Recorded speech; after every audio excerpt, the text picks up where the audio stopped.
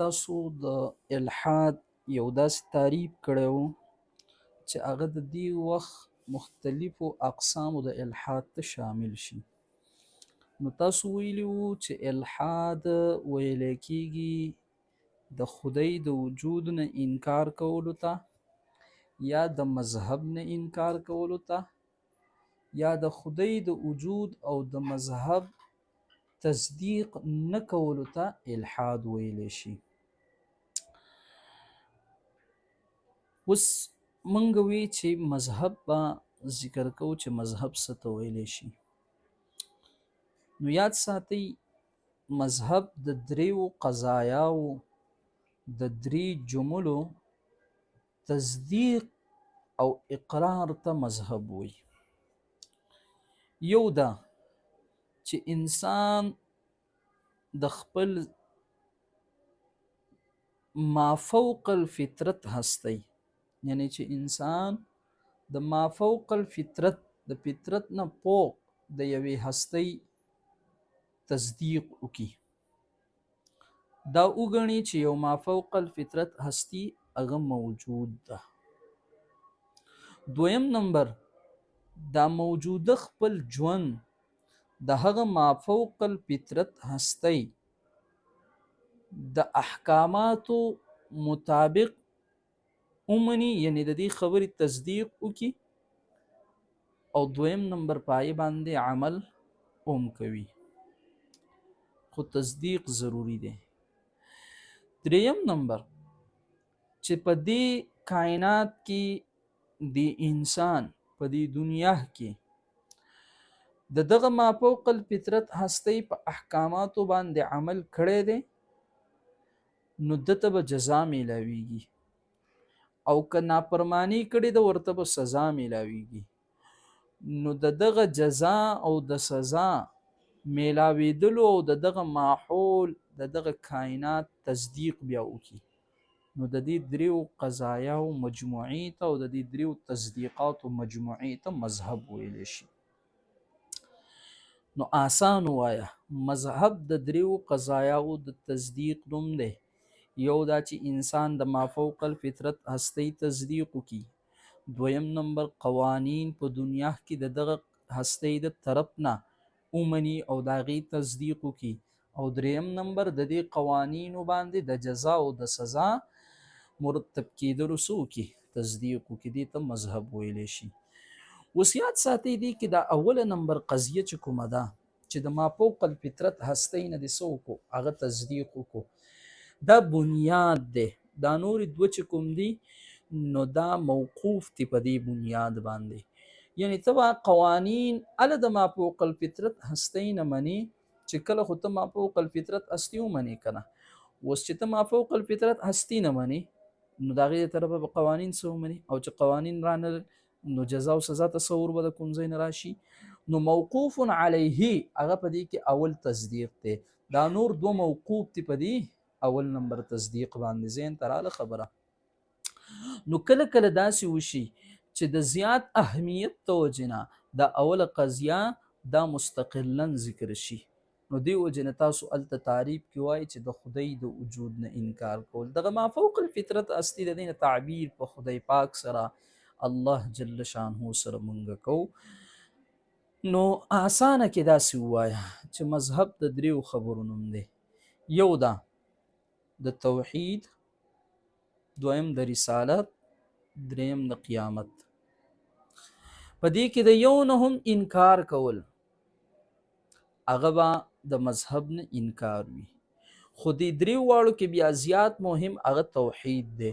نو د دغه زیات مهموالي د وجې نه کله کله دا مستقلا ذکر شي. نو تاسو وایي د خدای د وجود نه انکار کول دې ته الحاد وایي،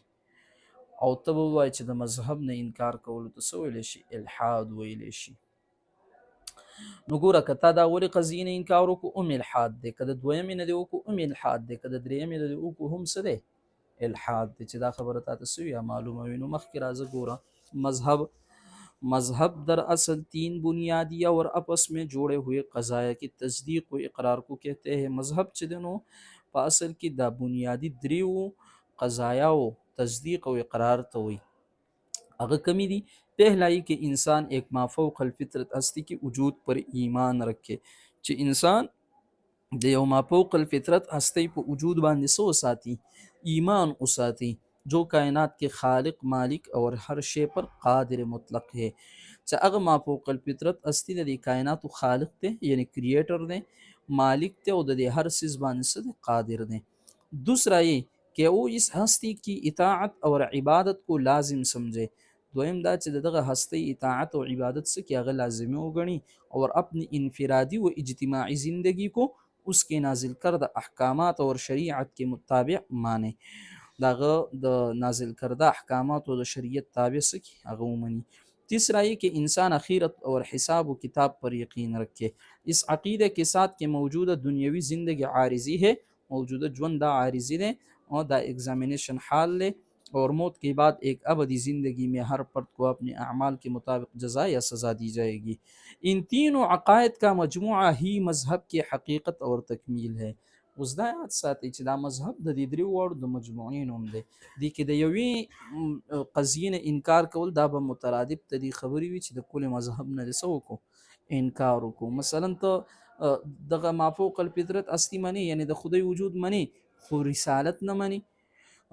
داغه د طرف نه نازل کرده احکامات نه منی نو دا داسې شوله چې ته خدای هم نه منی ته خدای هم نه مني عین دغه خبره نه ده خو په شان ته د هغې شوله په منزله د هغې شوله ځکه دا حکم خو تا ته چا ویلی دی د دغه خالق ته طرف نه راغلی دی او تا څه کو هغه څه ریجکټ کو هغه دی ونه منستو نو چې ومې مني او بیا د هغه احکامات نه مني نو دا څنګه خبره شوله دریم ان میں سے کسی ایک کا بھی انکار مذہب کی بنیادی ڈھانچے کو مسمار کر دیتا ہے اور ایسے انکار کو الحاد کہا جاتا ہے داسې انکار ته څه وایي الحاد وایي راځه پہلا نقطہ لفظ ایتیزم د ایتیزم وضاحت تفصیل سره مونږ کړی دی ایک مغربی اصطلاح ہے دا د مغرب یو اصطلاح ده جو خاص طور پر خدا کی انکار کے مفہوم میں استعمال ہوتے ہیں چې دا خاص کر د خدای پاک د انکار په مفهوم کې څه کیږي استعمالیږي اس کے برعکس عربی لفظ الحاد لغوی اعتبار سے ہر قسم کی انحراف کجروی یا راہ حق سے ہٹ جانے کو کہتے ہیں دا منگل لغوی معنی ذکر کرو تاہم عصر حاضر کے عام اور فکری استعمال میں لفظ الحاد بھی خاص طور پر انکار خدا کے ہم معنی ہو گیا ہے اس دا د یو خاص معنی کی شوی دی استعمالی کی یعنی انکار خدا چکم د ایتیزم خبر دا نو اسی وجہ سے انگریزی اصطلاح ایتیزم کا عربی و اردو میں ترجمہ یا متبادل عموماً الحاد ہی کے لفظ سے کیا جاتا ہے الحاد پر لفظ سره څه کیږي هغه کولای کیږي دا یو نقطه چې تاسو ذهن ته بیا معلومه وي اسانه خبره ده مونږ کړې ده مخکې دوسرا نقطه لفظ الحاد ایک عمومی اصطلاح ہے لفظ الحاد دا عمومی اصطلاح ده جس کی تشریح اہل مذہب بالخصوص اہل اسلام اپنی مذہبی و اعتقادی تناظر میں کرتے ہیں جبکہ بعض مغربی اصطلاحات جیسے ایتیزم وغیرہ زیادہ مخصوص مفاہیم کے حامل ہے اور ان کی تشریح خود ان کے ماننے والے یا مختلف فلسفیانہ مکاتب فکر کرتے ہیں لہٰذا یہ الحاد کی جو اقسام بیان کی جائے گی وہ اہل مذہب خصوصاً اسلامی فکری روایت کی تشریح و تعبیر کے مطابق ہوگی یعنی انکار خدا اور انکار مذہب اور الته کې د مغرب د ایتیزم اصطلاح کې تعریف چې کیږي صرف د خدای د وجود نه انکار سره کیږي دلته کې وسره مونږ جامع تعریف کې دا خبره ذکر کړل چې د مذهب نه هم انکار نو مونږ چې د الحاد کم اقسام ذکر کو دا به د ایتیزم د مفهوم مطابق نه وي دا غي متعلق پین مونږ نه ذکر کو بلکې دا به مونږ د لفظ الحاد چې د انکار مذهب وي بکی یا انکار خدا وي بکی نو داغي په تناظر او داغي په دغه کې به سکو ذکر کو رهنمایي کې چې دا بیا تاسو ته معلومي یو سیس به داسې وي چې هغه به د انکار مذهب کې راځي